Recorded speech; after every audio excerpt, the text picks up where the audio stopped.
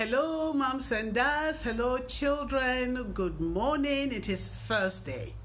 So, on Thursday mornings, all my children's stories are going to be on this page, which is going to change from Panda Song the show to Panda Song and stories for young families. And so, if you've been following the story sessions, you're so very welcome. Okay, so today I'm just going to talk about a few people, okay? And the people I'm going to talk about are a man called Aesop, okay? Aesop. I don't know if you can see it. Aesop was a man who told animal stories. And he wrote so many animal stories. That's why I like him. The other man I want to talk about is called Robert Southey. Can you say his name? Robert Southey. Who is this man, Robert Southey? Okay, Robert Southey was a poet and a storyteller. He wrote children's stories. But my first encounter with this man was 103 years after his death. No, I didn't see his ghost.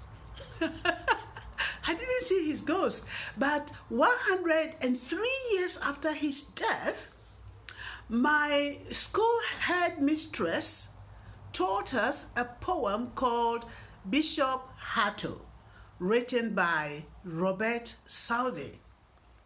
And that poem was so captivating. The poem was about a very wicked bishop. Yes, even bishops can be wicked. I don't mean all bishops, but in Bishop Hatto's poem, written by Robert Southey, that bishop wasn't a very nice person at all.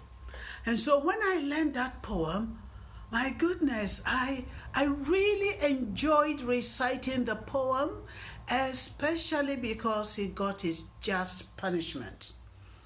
After what he did, he was punished. So if you haven't heard the poem Bishop Hatto, I'm not going to recite it. It's a very long poem, but you can Google it and find out what happened there. And Robert Southey also wrote children's stories. Have you heard about Goldilocks and the Three Bears? Yes, it was written by Robert Southey. So when I learned his poem and it had a very big impact on me, I decided that I'll write my own poems. So I started writing poetry for fun. And then, 21 years ago, I won a big award, an international award in America. So that was when I was thrown into this world of poetry and writing. But what I didn't realize at the time was that he wrote stories about teddy bears, about Goldilocks and the Three Bears. And I also wrote Panda Song about Panda the bear who didn't like herself. And I also wrote a story about Sporty Blue Ted, which is a soft toy story. And so I think when you like somebody and you listen to that person, you begin to take a lot from that person. So these are the two people I want to talk to you about today. So moms and dads and kids, today's story is not going to be about Goldilocks. It's going to be about Aesop. Aesop, the man who told stories of animals. Are you ready? Are you sitting comfortably? Okay, now we start the story. The man who told animal stories. Many, many years ago, there was a man named Aesop who liked to tell stories about animals that acted very much the way some people do. Here's a story he told about a greedy dog. You want to see the picture of the greedy dog? Okay, let's see. Okay. A dog had a piece of meat in his mouth and was carrying it home. On the way, he had to cross a stream. And as he looked into the water, he saw his reflection. Thinking that it was another dog with a piece of meat, he made up his mind to have that piece too. So he snapped at the meat he saw in the water. As he opened his mouth, he dropped the meat, the real meat, and it was carried away by the stream. Being so greedy and trying to get more, the dog got nothing at all. So, what questions do you think I would like to ask you about this story?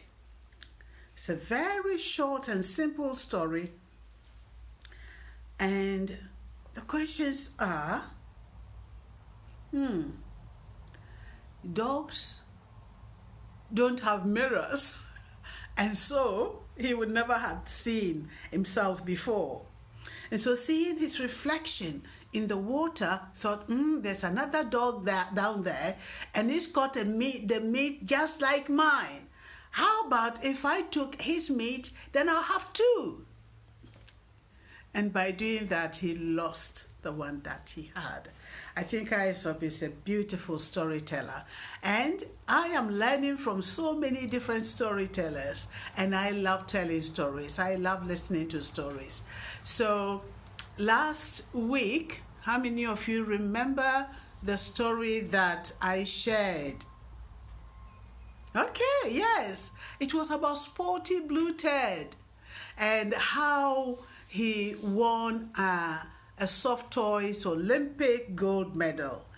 If you did not join me last week, and if you did not hear that story, you can still hear it because it's still on Facebook.